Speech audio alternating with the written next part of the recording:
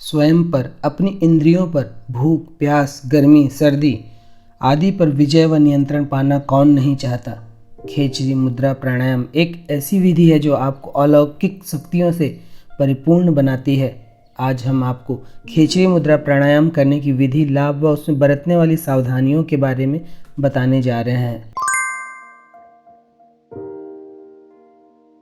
अनियमित दिनचर्या और खराब आदतों के कारण शरीर में कई रोग पनपने लगते हैं। यदि प्रतिदिन योग, प्राणायाम व ध्यान के लिए कुछ समय निकाला जाए तो न केवल शरीर निरोग बनेगा बल्कि मन व आत्मा भी दिव्यता से भरते चले जाएंगे। अपने व्यस्त जीवन में कुछ समय इन जादुई यौगिक क्रियाओं को भी दें तथा शरीर स्वस्थ, मन प्रसन्न व आत्मा दिव्य बनाएं। जब भी आप इन यौगिक क्रियाओं का अभ्यास करें तो विशेष ध्यान दें। प्रसन्न चित्त अवस्था के साथ सभी तनावों को भूलकर वर्तमान में रहकर इन यौगिक क्रियाओं का अभ्यास करें, जिससे आपको लाभ दुगना मिलेगा। प्रतिदिन की नियमित यौगिक अभ्यास आपकी भागती हुई जिंदगी में एक नया आनंद ला सकती है। और सबसे जरूरी बात यह है कि नियमितता। जब भी आप कोई छोटे से छोटा या बड़े से बड़ा कार्य नियमित होकर करते हैं तब असंभव कार्य को भी आप संभव बना सकते हैं। तो नियमितता के साथ इन यौगिक क्रियाओं का अभ्यास करें और खूब लाभ लें। तो सही ढंग से यौगिक क्रियाओं का अभ्यास करिए और अपना ही सहयोग अपने आप को उत्कृष्ट मानव बनाने में करिए। तो चलिए आज की यौगिक अभ्यास आरंभ करते हैं। खेचरी मुद्रा प्राणायाम करने के लिए किसी भी आसन में व्यवस्थित हो जाएं। हम यहाँ पर आपको पद्मासन में बताने जा रहे हैं। पद्मासन लगाकर कमर सीधी कर लें। अब जीभ को तालू की ओर, पीछे की ओर मोड़ते हुए जितना पीछे धकेल सकें उतना धकेलते जाएं। प्रारंभ में यह टॉन्सिल की जो ग्रंथि होती है वहाँ तक स्पर्श करेगी। धीरे धीरे यह उसको भी पार करते हुए मस्तिष्क के रंध्र तक पहुँचेगी। इस स्थिति में श्वास लेते और छोड़ते रहें। केवल इस मुद्रा को कर रहे हैं तो 10 मिनट करना पर्याप्त होगा। अन्य प्राणायाम के साथ इसे 2 से 3 मिनट करना पर्याप्त होगा। जिन लोगों को ध्यान लगाना आता है वे विशुद्धि चक्र पर अपना ध्यान लगाएंगे तथा जिन्हें ध्यान लगाना नहीं आता वे दोनों भौहों के बीच में या फिर नासिका के अग्रभाग पर अपने ध्यान को स्थित करेंगे।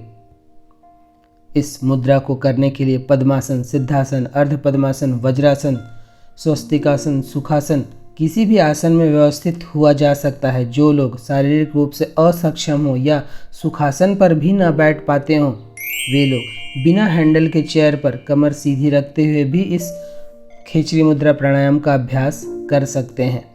हस्त मुद्रा आपकी ज्ञान मुद्रा या ध्यान मुद्रा में रहेगी। कर लेने के बाद मुंह के लार को अंदर ग्रहण करें। इसे प्राणायाम के साथ तथा ध्यान के साथ भी किया जा सकता है। जब इसे प्राणायाम के साथ किया जाता है तो इसे खेचरी मुद्रा प्राणायाम कहते हैं तथा जब इसे ध्यान विधि के साथ किया जाता है तो इसे खेचरी मुद्रा कहते हैं। योग में खेचरी मुद्रा का संबंध अमृत से है, जो सहस्त्रार बिंदु से स्रावित होता है और जिसे विशुद्धि चक्र में उसका पान किया जाता है। ऐसा माना जाता है कि खेचरी मुद्रा में दक्षता प्राप्त हो जाने पर योगी इन अमृत की बूंदों का पान करके अपनी भूख प्यास पर विजय पा सकता है। सिद्धि का मार्ग सरल होता है। संपूर्ण शरीर को नवयौवन प्राप्त होता है। जीभ का स्वाद तुरंत अच्छा बनता है। लार से संबंधित व्याधि दूर होते हैं। ग्रंथियों की मालिश होती है तथा लार व हार्मोन के स्राव में वृद्धि होती है।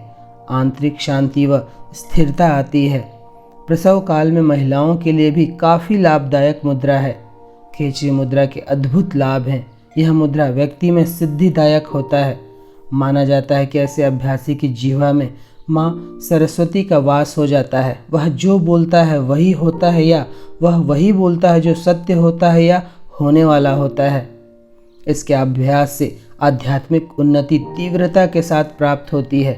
यह मुद्रा प्राण को सक्रिय बनाकर कुंडलिनी शक्ति को जागृत करती है। यह हमारे शरीर की पिट्यूटरी ग्रंथि को एक्टिव करता है, जिससे सभी हार्मोन बैलेंस होते हैं। मेटाबॉलिज्म तगड़ा होता है।